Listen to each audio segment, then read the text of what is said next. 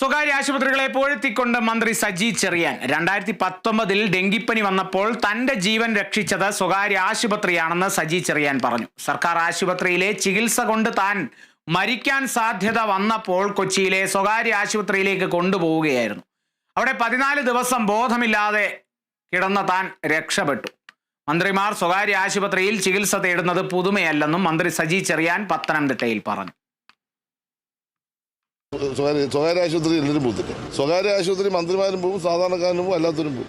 ഏത് ആശുപത്രിയാണോ ആദ്യം നല്ല ട്രീറ്റ്മെൻറ്റ് കിട്ടുന്ന അങ്ങോട്ട് പോകും. മെഡിക്കൽ കോളേജിൽ പോകുന്ന എത്ര മന്ത്രിമാരുണ്ട്? ഞാൻ പോയത് മെഡിക്കൽ കോളേജിലാണ്, കുഴപ്പമൊന്നും സംഭവിച്ചില്ല. ചിലർ സ്വകാര്യ ആശുപത്രി പോകും. ഞാൻ സ്വകാര്യ ആശുപത്രി ഞാൻ ഡെങ്കിപ്പനി വന്നപ്പോൾ 2019 ഞാൻ ഗവൺമെൻറ് ആശുപത്രിയിലായിരുന്നു.